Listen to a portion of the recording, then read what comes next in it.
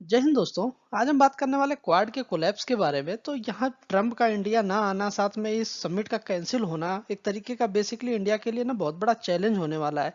और कुछ विशेषज्ञों का कहना है कि ये क्वाड का जो है अब द एंड होने वाला है।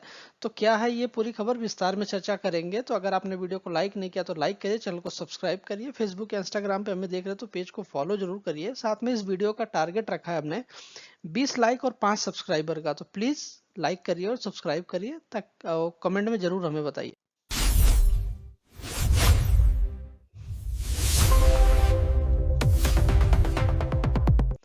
तो बेसिकली यहाँ पे हो क्या रहा है कि ये क्वाड के अलायंस के एंड की बात की जा रही है। तो बेसिकली ये क्वाड होता क्या है? तो क्वाड जो है ये 4 देशों का जो है एक समूह है। बेसिकली यहाँ पे ये लोग अपने ट्रेड के बारे में या फिर जो भी रक्षा नीति होती है उन सब के बारे में चर्चा करते हैं।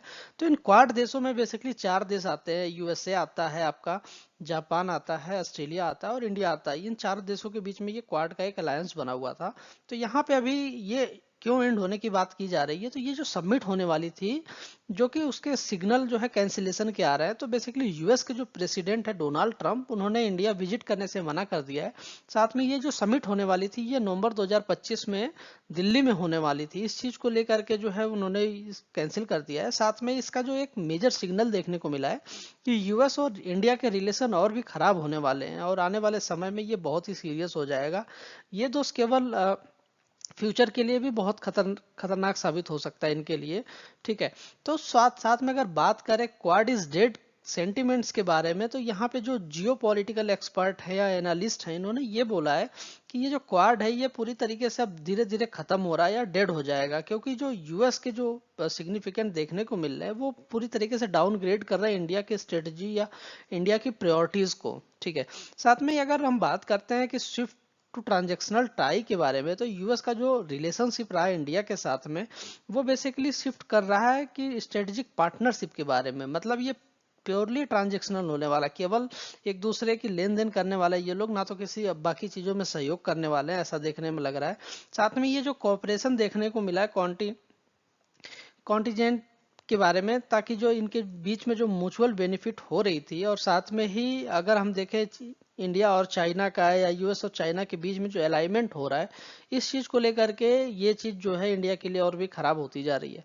अगर इकोनॉमिक पेनाल्टीज की बात करें तो डोनाल्ड ट्रंप की जो एडमिनिस्ट्रेशन है उन्होंने नए टैरिफ लगाए हैं इंडिया के ऊपर, और इकोनॉमिक पेनल्टीज बहुत सारी लगाई इंडिया के एक्सपोर्ट्स के ऊपर।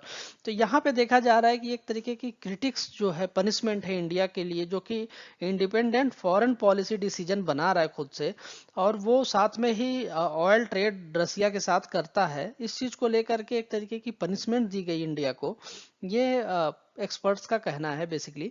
और साथ में ही अगर प्रेशर की बात करें इसमें, तो स्ट्रेटेजिक प्रेशर बनाने की बात की जा रही है इंडिया पे। तो बेसिकली यहाँ पे जो है इंडिया जो है स्ट्रेटजिक ऑटोनॉमी बनाने के साथ में ही इंडिया के दिल्ली के ऊपर जो है एक तरीके की फोर्स बनाने की कोशिश की जा रही है, ताकि वो इकोनॉमिक और डिफेंस नीडेड जो है यूएस के प्रेशर से वो अपने जो है आर्म्स को परचेज करना शुरू करे और ट्रेड के पार्टनरशिप में भी भागीदारी करे।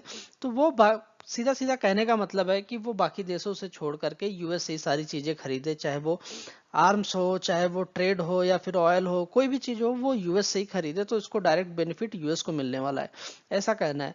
तो यहाँ पे एक तरीके के देखा जाए तो ये रिन्यूड फोकस ऑन आत्मनिर्भर भारत के लिए बोला जा रहा है, क्योंकि यहाँ पे जो टेक्नोलॉजिकल कॉपरेशन है या पॉलिटिकल अलाइनमेंट है, इन सब चीजों के बारे में इंडिया को एक बार फिर से जो है अर्जेंट नीड आ गया है कि वो फिर से अपनी डोमेस्टिक टेक्नोलॉजी को डेवलप करे, या फिर अपने जो लोकल फॉर वोकल जो भी हमारे प्रोडक्ट्स हैं उनको प्रमोट करना शुरू करे और सेल्फ रिलायंस बने, मतलब आत्मनिर्भर भारत बने फिर से।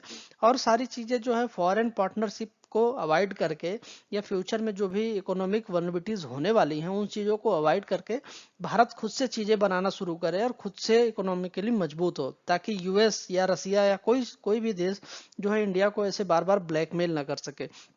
तो ये वीडियो आपको कैसी लगी हमें कमेंट में जरूर बताइएगा।